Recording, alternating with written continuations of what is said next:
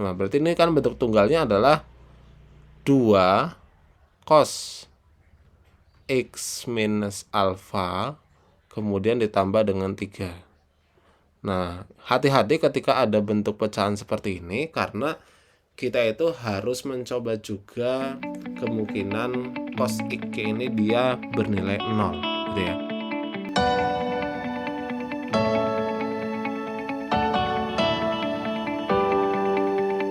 Assalamualaikum warahmatullahi wabarakatuh. Halo semuanya, kembali lagi di Bahas Trigonometri, dimana pada video kali ini kita akan membahas terkait dengan nilai maksimum dan juga nilai minimum dari fx, dimana fx-nya dia sama dengan a cos x ditambah dengan b dikalikan dengan sin x. Nah, kalau kita ingat bentuk ini, bentuk fx sama dengan a cos x ditambah dengan b dikalikan dengan sin x, itu bentuk lainnya ya, kita tuliskan di sini ya.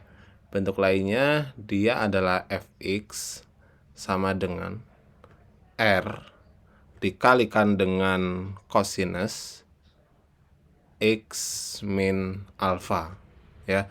Ini adalah bentuk tunggalnya. Bagaimana cara mengubah ke dalam bentuk tunggal? Kemarin telah kita bahas di video sebelumnya.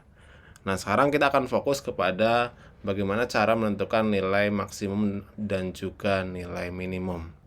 Jadi nanti ketika ada suatu fungsi seperti ini, kita harus membuatnya ke dalam fungsi tunggal terlebih dahulu. Nah, sekarang kita ingat bahwa untuk cos sendiri, misal ada fungsi y sama dengan cos x gitu ya. Nah, berapa sih nilai maksimum yang mungkin atau berapa sih nilai minimum yang mungkin? Nah, ini nilai maksimum yang mungkin, nilai max gitu ya, yang mungkin dia adalah 1, sedangkan untuk nilai minimumnya itu dia sama dengan min 1.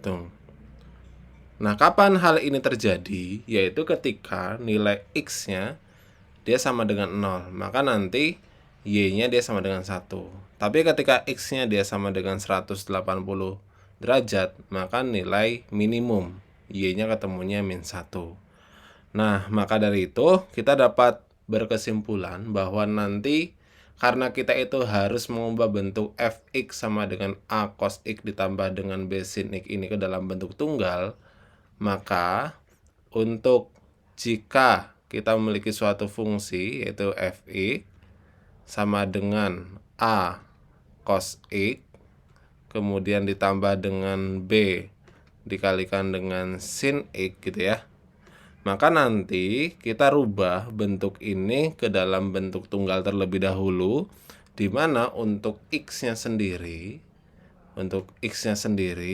itu dibatasin dari 0 sampai 360 derajat. Sehingga nanti untuk nilai maksimumnya atau kita singkat dia dengan y maksimum itu dia sama dengan R gitu ya. Dimana R ini dia adalah akar dari A kuadrat ditambah dengan B kuadrat. Kalau Y minimumnya apa? Y minimumnya dia juga R juga gitu ya. Gitu ya. Ini R juga. Dimana R-nya tadi akar A kuadrat tambah B kuadrat. Bedanya apa? Nanti Y maksimum dan juga Y minimum. Jadi Y maksimum itu pada saat ya, yang ini pada saat x-nya itu sama dengan alfa. Kalau y minimum ini yaitu pada saat x-nya itu dia sama dengan 180 plus alfa. Karena kalau x-nya sama dengan alfa, artinya kan cos-nya ini 0. Nanti kalau cos-nya 0, nanti dia adalah maksimum karena cos 0 itu adalah 1. Oke, sekarang kita akan coba contohkan saja biar tidak bingung gitu ya, bagaimana cara menentukan nilai maksimum dan juga nilai minimum. Kita akan ambil satu contoh yang pertama. Misal kita memiliki suatu fungsi yaitu fx, dimana fx dia sama dengan 3 cos x kemudian ditambah dengan 4 sin x. Nah, kita akan mulai dari yang sederhana terlebih dahulu. Maka langkah pertama yang harus kita lakukan yaitu kita harus mengubahnya ke dalam bentuk cos terlebih dahulu ya. Nah, bentuk cosnya apa nih? Kalau kita merubah dia ke dalam bentuk cos, maka kita butuh R.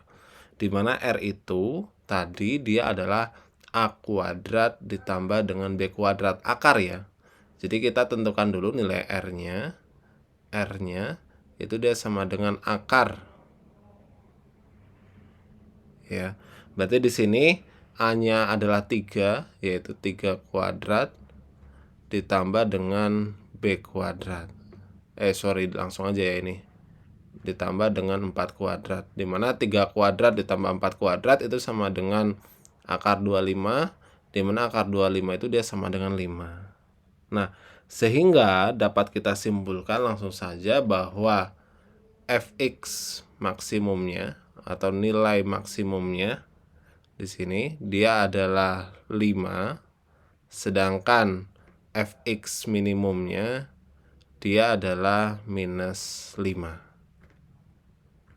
Apakah tidak berpengaruh besar sudutnya? Tidak gitu ya. Karena untuk besar sudutnya tadi telah kita sepakati di awal bahwa cos itu dia akan maksimum ketika x-nya sama dengan 0 dan akan minimum ketika x-nya dia sama dengan 180 derajat. Kemudian kita akan coba contohkan yang kedua. Misal kita memiliki suatu kasus gitu ya. Kita akan campur fx gitu ya. Misalkan dia sama dengan min cos x kemudian ditambah dengan 3 sin x ditambah dengan 2. Nah, kalau ada bentuk seperti ini bagaimana cara kita menentukan nilai maksimum atau nilai minimumnya? Sama saja. Artinya langkah pertama yang harus kita lakukan yaitu kita harus menentukan nilai R-nya dulu. Nah, R-nya berapa nih? Seperti biasa tadi. Kalau kita mau menentukan nilai R-nya, itu dia sama dengan A kuadrat ditambah dengan B kuadrat. Dimana A kuadratnya di sini, ya A-nya itu adalah min 1. Ini ya. Kalau min 1 ini kita kuadratkan kan dia menjadi 1. Kemudian 3 kuadrat itu adalah 9. Berarti kita peroleh R-nya itu adalah akar 10.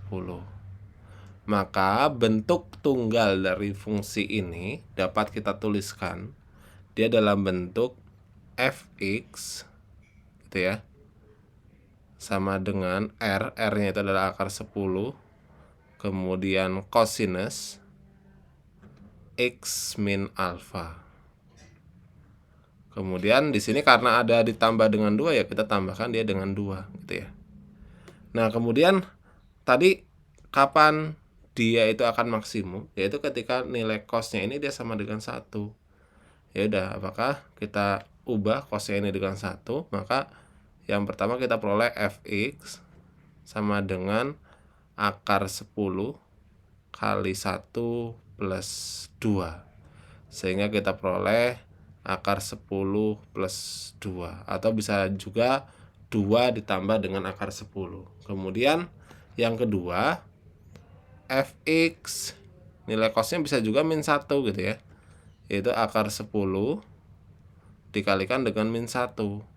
Ini tambah 2. Sehingga diperoleh yang kedua itu adalah min akar 10 plus 2. Nah, kalau kita perhatikan dari kedua nilai ini yang mana yang maksimum dan yang mana yang minimum, tinggal kita tentukan, oh yang ini adalah yang maksimum gitu ya.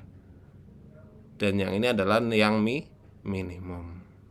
Tuh. Nah, itu adalah cara menentukan bagaimana kita itu menentukan nilai maksimum dan juga nilai minimum. Oke, kita akan coba contoh yang berikutnya. Kita akan libatkan bentuk akar gitu ya. Contoh yang ketiga. Apakah ketika bentuk akar dia mempengaruhi terhadap nilai maksimum atau nilai minimumnya? Kita akan coba gitu ya. Misalkan gini.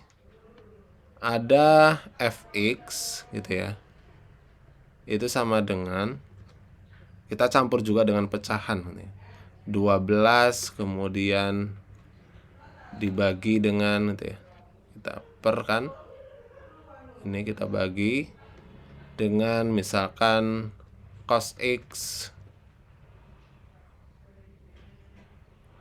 plus akar 3 sin x kemudian ditambah dengan 3. Nah, kira-kira berapa nih nilai maksimum dan juga nilai minimumnya? Nah, untuk menentukan nilai maksimum ataupun nilai minimumnya, kita rubah terlebih dahulu di sini. Apa yang dirubah yaitu cos x ditambah dengan akar 3 sin x-nya. Dirubah menjadi bentuk tunggal terlebih dahulu. Jadi khusus yang ini kita rubah dulu nih. Ya, ini kita rubah nih. Berarti kita cari R-nya. Di mana R-nya itu dia sama dengan akar A kuadrat ditambah dengan B kuadrat. A-nya itu adalah 1, maka 1 dikuadratan adalah 1, ditambah dengan akar 3 dikuadratan menjadi 3. Berarti 1 tambah 3, 4, akar 4 itu adalah 2. Sehingga sekarang bentuk fx-nya dia menjadi fx sama dengan 12 dibagi dengan gitu ya. Nah, berarti ini kan bentuk tunggalnya adalah 2 cos x minus alpha kemudian ditambah dengan 3. Nah, hati-hati ketika ada bentuk pecahan seperti ini karena kita itu harus mencoba juga kemungkinan cos x ini dia bernilai 0 gitu ya. Jadi ada 3 kemungkinan. Kemungkinan yang pertama bahwa ini untuk cos x min 1-nya ini bisa bernilai 1, bisa bernilai 0, bisa bernilai min 1.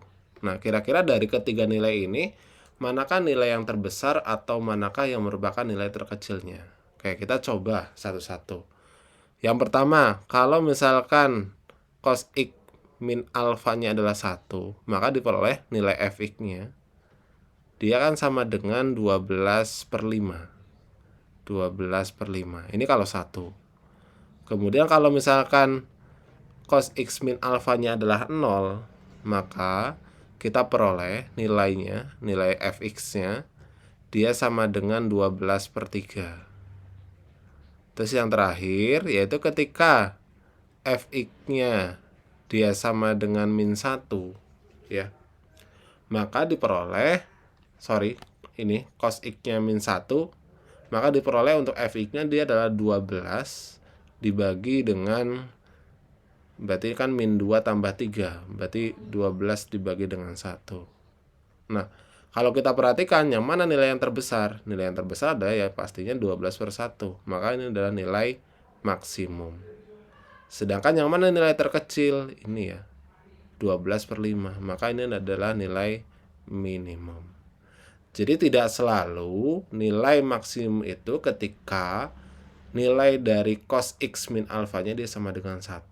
Bisa juga ternyata ketika dia min 1, oh dia ternyata menghasilkan fx yang maksimum. Nah, teman-teman, itulah pembahasan kita terkait dengan bagaimana cara menentukan nilai maksimum dan juga nilai minimum dari fungsi trigonometri. Kemudian untuk melatih pemahaman kalian terkait dengan bagaimana menentukan nilai maksimum dan juga nilai minimum dari fungsi trigonometri, silakan di sini ada 6 kasus. Silakan diselesaikan. Nanti jika ada pertanyaan bisa dituliskan di kolom komentar. Semoga video penjelasan ini bermanfaat dan terima kasih.